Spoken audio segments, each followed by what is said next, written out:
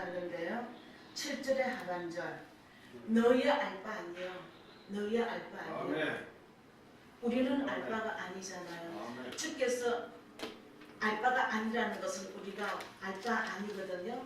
주께서 하라는 걸 우리가 해야 되겠고, 주께서 하지 말라는 걸 안 해야 되고, 주께서 귀하게 여기시는 말씀 우리도 귀하게 여겨야 되고, 주께서 등한시하는 모든 내 우리도 등한시해야 되는 것입니다. 여기 오직 너희는 성령의 권능을 받고 땅 끝까지 내 증인이 되리라고 하셨는데, 이 말씀에 한 가지 확실한 것은요, 우리가 약간의 예를 들어서 사람은 누구나 정치적 욕망이 다 있어요. 저는 없는데 정치적 욕망이 다 있습니다. 정치 운동의 유혹을 당하지 않는 자가 없다 그러네요. 그래서 제가 이거를 준비를 하면서 생각해 봤습니다. 이 정치에는 사람의 마음과 피를 끓게 하는 그 이상한 매력이 그 정치 안에 들어있는 것 같아요. 그 자꾸 그리로 자기가 들어가지는 겁니다. 아무리 잡아 당기려고 해도 어쩔 수 없는 거. 그 권세를 장악하기만 하면은 천하만사가 그 손에서 모든 것이 요구되고, 우리나라의 모든 대군들도 빈부 기층의 국민들도 그 말, 그 권세 한마디에 다 좌우지가 되는 것 같습니다. 방송에 나가니까 그렇겠지만 총회도 마찬가지고요. 그렇죠? 뭐 수를 되려고 하는데 무서울 정도입니다. 그러나 정치운동보다도 주님께서는 더 시급한 운동이 있다는 것, 이것이 예수님에게 우리에게 가르쳐주시는 예수님의 대답이에요. 이것이 무엇이냐? 여기 보면은 너희의 알 바 아니요. 다른 사람들은 몰라도 오직 너희는 복음의 사람이 되라는 주님의 명령입니다. 뭐 언제 오십니까? 언제 가실 건데요? 그때는 언제인데 물어볼 필요가 없다는 겁니다. 6절의 이런 대답은. 그러니까 너희는 알 바 아니다. 우리는 세상에 있어야 할 일은 당연히 우리가 세상에 속해서 살지만은 세상의 일을 우리가 지식을 쌓고 경험을 얻고, 그거는 우리가 살아나기 위한 수단인데 그 권력을 잡아가지고 좌우지할 필요는 없는 거거든요. 주께서 주시는 권력은 우리에게 대단히 많습니다. 주께서 주시는 권력은 8절에 보면은 오직 성령이 너희에게 임하시면 너희가 권능을 받고 예루살렘과 온 유대와 사마리아와 땅 끝까지 이름의 증인이 되리라 하는 그 주님의 그 명령만 딱 받고 나면 우리는 그 모든 권능이 와 있을 뿐더러 모든 능력이 우리에게 와 있습니다. 그렇기 때문에 우리는 그 엄청난 큰 것을 받고도 바라보기는 아무리 우리가 세상에 섞여 산다 할지라도 그것을 자꾸 가지려고 합니다. 너무 어리석은 생각이고, 오늘 우리에게도 정치적 요청이 강하면은 강할수록 더욱더 우리는 철저하게 신앙운동에 매진해야 됩니다. 정치가 지금 너무나도 우리 기독교적으로 볼 때 악화되어 가고 있습니다. 우리 한국만 그런 게 아니고요. 아시아가 거의 다 사려사피가 있고 정치에 물들어 있고요. 전 세계적으로 정치에 다 물들어 가지고 솔직히 우리 교회 기독교들은 얼마나 세계적으로 문을 많이 닫고 있습니까? 거기에 흐름에서 벗어나오지 못하기 때문이 아닙니까? 말씀의 능력과 권세를 못 받았기 때문입니다. 받았지만은 자기 속에 있는 내 빛이 내게 임하여서 너는 일어나라, 내 빛을 발하라 했지만은 그 말씀을 우리가 받고 일어나지를 못하고 있지 않습니까? 어디 가서 말을 하면은 지어박힐까 싶어서 눈치 받을까 싶어서 못하잖아요. 우리는 지금 일어나지 못하고 있는 겁니다. 그래서 우리는 세상에 이르면 이럴수록 신앙운동에 매진해야 되겠고, 세상 권세 유혹이 우리에게 왜 없겠습니까? 있을수록 복음 전파의 사람이 되어야 한다는 것입니다. 너무 시국이 어렵습니다. 어려우면 어릴수록 우리는 위로부터 성령의 능력을 받고 정인이 되어야 하지 않겠습니까? 우리가요. 저렇게 교회 가는 사람 보고 예수 그리스도 정인이 되라고 하겠습니까? 우리가 해야 되잖아요. 현실 생활에 우리는 낙심하기 쉽습니다.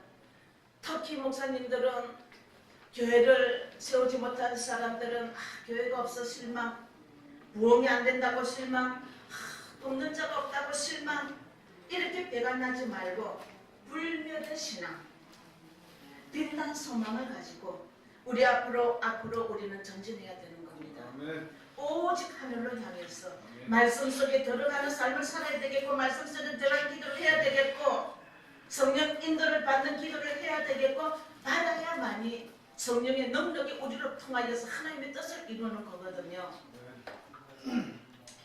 그러므로 그리스도는 언제나 소망 중에 우리는 즐거워야 됩니다. 즐거워하기 어렵습니다. 왜? 소망이 항상 우리 삶에 즐거운 법이 별로 없거든요, 사실은. 그런데도 즐거워해야 되는 것이 우리가 생활해야 되고, 우리 마음의 말씀 중에 우리 마음이 들어가서 항상 즐거워해야 되는 그런 사람이 되어야 됩니다. 복음으로 세계를 우리는 정복하겠다는 위대한 환상을 가지고 우리는 있어야 되고 돌진해야 되는 것입니다. 사울과 바나바가 만났습니다. 그들에게는요, 사회적도 달랐고 환경도 달랐고 사상도 차이가 있었는데 하나도 두 팀은 이것을 문제 삼지 않았습니다. 하나님 일을 하는 데는 이 땅에 있는 문제가 아니기 때문이죠. 문제로 삶았다면 이거 풀어나갈 답이 없습니다. 하늘나라 일을 말씀으로 풀어야 되고, 하나님 능력과 은혜로 사랑으로 풀어야 되기 때문에 바라보는 우리의 계획이 어딘가 거기 따라서 한 곳만 바라보면은 이 땅에 있는 모든 문제, 사상, 어떤 거 문제 될 것이 없습니다. 그 당시에 유대인의 음해, 이방인의 핍박, 로마들의 부패, 미개인들의 미신, 집권자들의 탄압이 있었고, 교회 분열이 한꺼번에 다 있었던 시대예요. 오늘과 똑같습니다. 이 여러 가지 어려운 여건이 있지만 그들은 오직 바라보는 그 천국의 예수 그리스도의 그 은혜, 거기에만 소망을 두고 있기 때문에 복음으로 그들은 사명을 다했던 것입니다. 단 복음 하나. 그래서 우리도 영감의 사람이 되어야 됩니다. 이들은 영감의 사람이었어요. 그래서 당할 자가 없었습니다. 성령이 너희에게 임하면 권능을 얻는다는 것은 오직 너희는 영감의 사람이 되라, 즉 감격의 사람이 되어야 되겠습니다. 말씀을 보면 감격이 있어야 되고, 찬양하면 감격이 있어야 되고, 정말로 기도하면서 기쁠 때는 주여 이렇게 기쁩니다, 주님도 기쁘지 하면서 같이 웃기도 하고, 슬플 때는 같이 슬퍼하기도 하고, 내가 이렇기 때문에 주님도 참 입장이 곤란하죠, 제 때문에, 이렇게 하면서 대화하는 기도가 일어나야 되고 그렇거든요. 마음과 마음이 통하고 영과 영이 통하는 시간이 기도 시간입니다. 우리는 영감의 사람이 되려면 항상 하나님께 기도하면서 이 영감을 받아야 되겠죠. 말세 내가 내 성령을 만민에게 부어주리니 너희 자녀들은 장래를 말할 것이요 너희 젊은이들은 이상을 보고 너희 늙은이들은 꿈을 꾸리라고 했습니다. 요엘서예요. 이 예언은 성령의 감동으로 영혼을 바라보는 꿈을 꾸면서 사는 영감의 사람이 되라는 것입니다. 인간 개조가 돼야 된다. 정신적으로 우리는 혁명을 일으켜야 된다. 하지만은 하나의 인간 실존이 새로워지려면 성령의 역사로 영감의 사람이 되지 않으면 안 됩니다.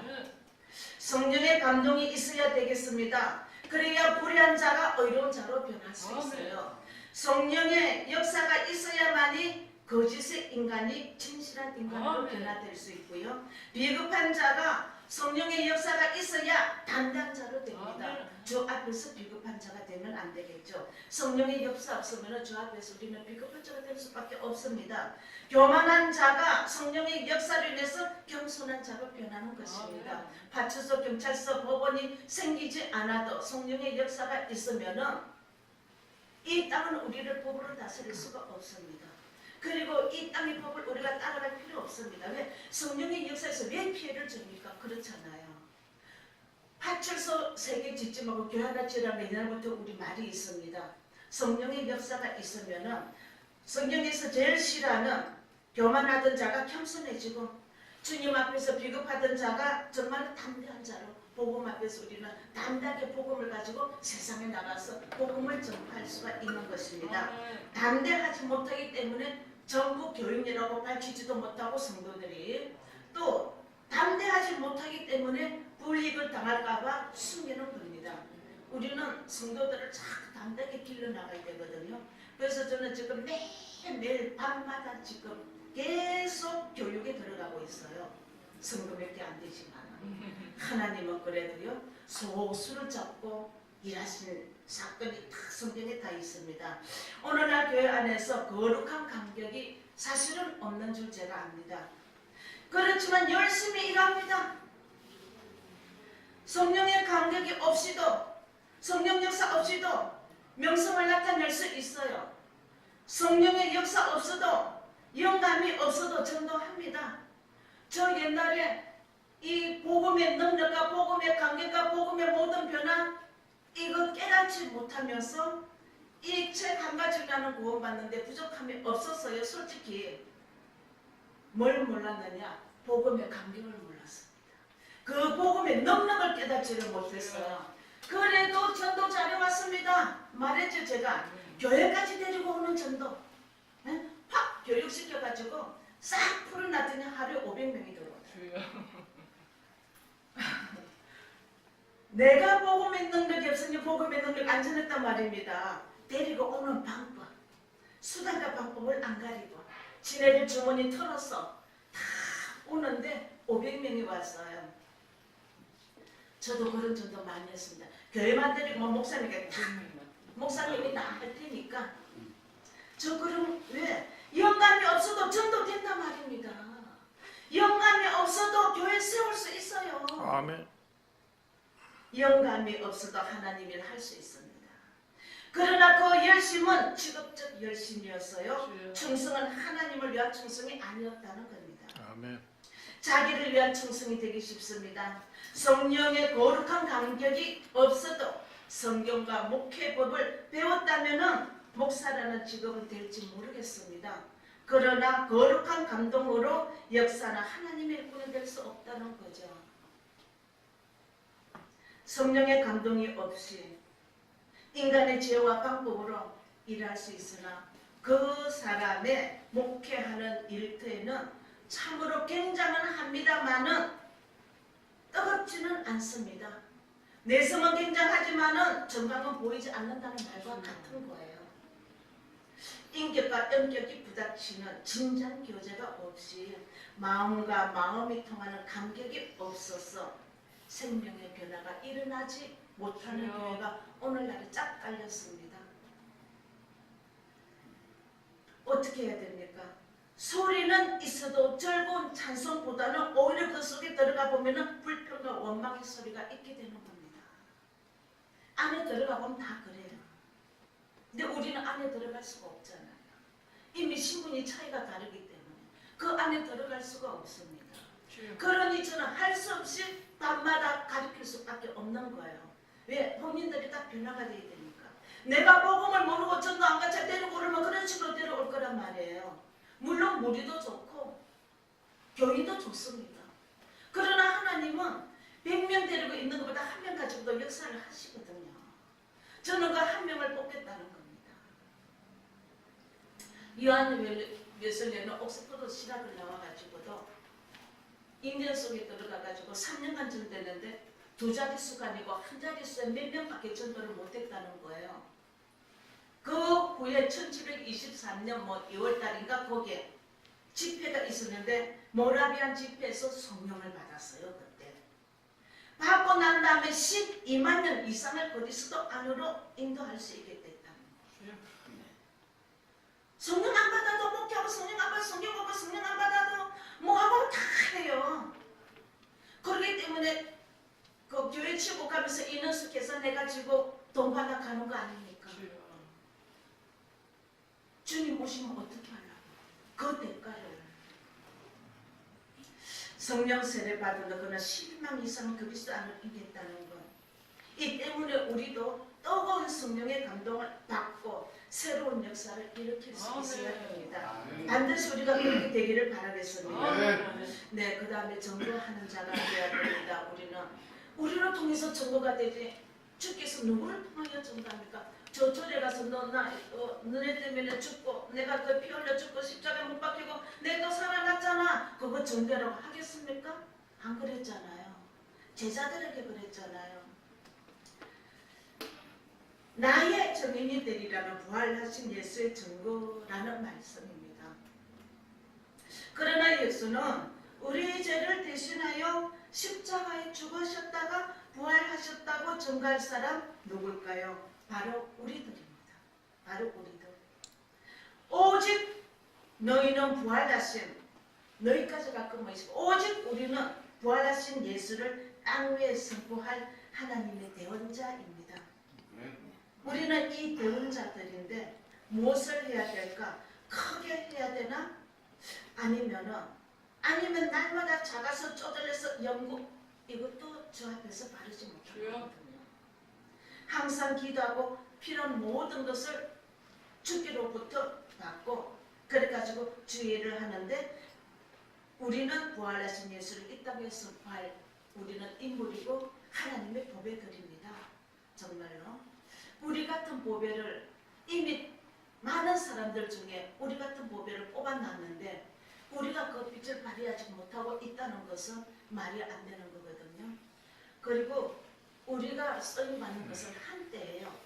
예수 믿기 시작할 때부터 아니면 목사가 되고 난 뒤부터 끝까지 다 쓰임받는 건 아니거든요. 이 기간 동안에 한때의 쓰임을 받습니다. 한때에. 그 한때를 우리는 놓치면 안 되는 거예요. 그 때가 언제 올지는 모릅니다. 80평생을 인도받지 못했다가 잠깐 인도받은 모세 있죠? 갈렙도 그랬어요.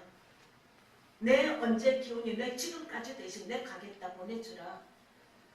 바울도 부활의 예수를 전가하던 베드로와 요한을 제사장이 잡아가두고 공갈을 했죠. 거기다가 넌 나가서 이제 이런 소리 하지마 하면서 풀어줄게 이런 소리 하지마 했잖아요.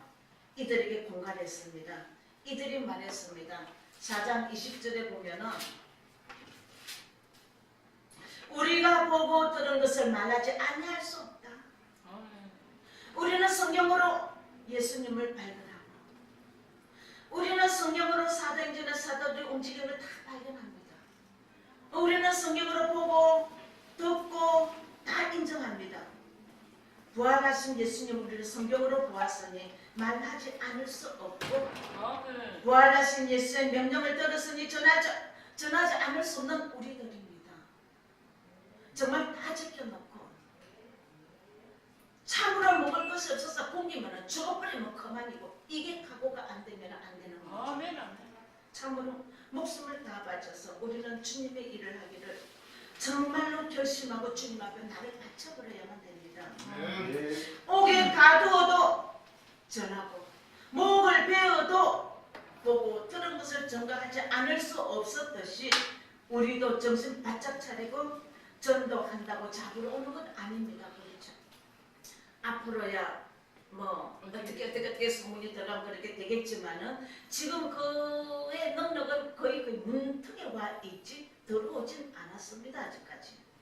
그러니 우리는 정신 차리고 잡으러 오지 않습니다. 아직까지 고소당하는 시대도 아닙니다.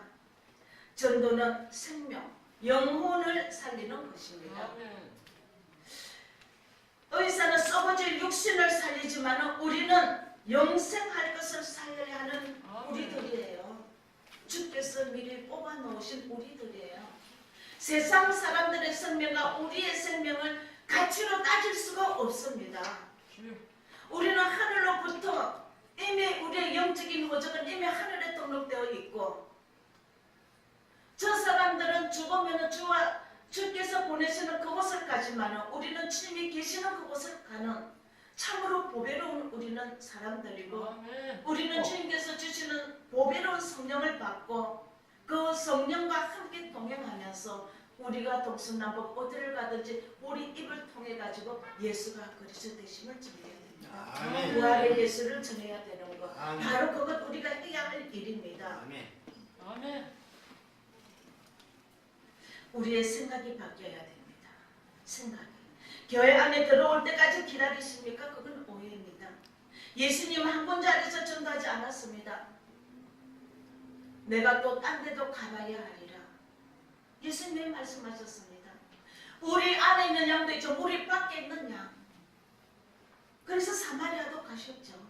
제일 먼저 전도하러 갔습니다. 그러나 그 당시엔 서기관들 뭐 이런 사람들 보면은 그 사마리아 가면 큰일 나는 겁니다. 주께서 가셨습니다. 안 가는 동네. 예수 하나님을 아는 사람이 전화를 안 가는 그 동네 바로 그냥 들어가셨잖아요. 왜 들어가셨겠습니까? 이런데 이방인에게도 너네들이 개인 되지만도 못하다 이런 인간에게도 내가 복음을 전도해야 되는 줄 알아라고 들어가신 거 아닙니까? 그래가지고 우리 보통 제목에 뭐 물동이 응? 그 뭐 전도 있지요? 그거 거기서 일어난 거잖아요. 예수님은 다니면서 전도하셨습니다. 우리도 나가야 됩니다. 교회를 가지고 계신 분들은 무조건 나가야 됩니다. 그리고 두루 찾아내라 만나게 돼 있는 것이 충성된 자를 주께서는 숨겨두셨고 주께서는 일꾼으로 바울을 숨겨두고 그때 만나게 하시듯이 예비된 자를 주께서는 숨겨두셨고 일꾼을 숨겨두셨습니다. 그들을 찾으러 나가야 됩니다. 이들은 쉽게 만나지지 않으니까 성도들로 손으로 통해서 오지를 못한다고요. 이들이 지금 현재 이단에 빠져있는지 이들이 지금 현재 어떤 죄악 중에 빠져있는지 이들이 지금 현재 무엇을 하고 있는지 모릅니다. 우리들이 나가서 이 사람들을 찾아다닐 때에 만날 수 있어요. 이것이 바로 만남의 축복입니다. 하나님께서 말씀하시는 축복은 생명을 살리는 일의 축복이고 하나님께서 우리에게 축복은 구원을 주시는 것이 우리에게는 축복입니다. 우리는 이미 구원받고 예수가 그리스도라는 이 명분 아래서 우리는 구원받은 이것이 하나님의 넘치는 은혜 아닙니까? 이 은혜를 보따리 싸가지고 그냥 있으면 안 되잖아요. 가는 곳곳마다 풀어가지고 이 은혜를 같이 받고 같이 찬양하고 데리고 오기 위해서 사랑하고 하나님 보시기에 뭐 복을 주시지 않을 수가 없습니다. 축복의 보따리 싸다니면서 우리 뒤에 계속 따라다니고 오늘 얘가 어디로 가느냐 거기에 불꽃과 같은 눈동자로 지키시는 것입니다. 지 마음대로 혼자서 잘 먹고 잘 싸고 만사 없게 하는 사람에게 불꽃과 같은 눈동자로 지키시는 건 아닌데 이 대목을 그냥 평신도리 잘 써먹습니다. 주여 불꽃과 같은 눈동자 그런 소리 하지 말라고 그러세요.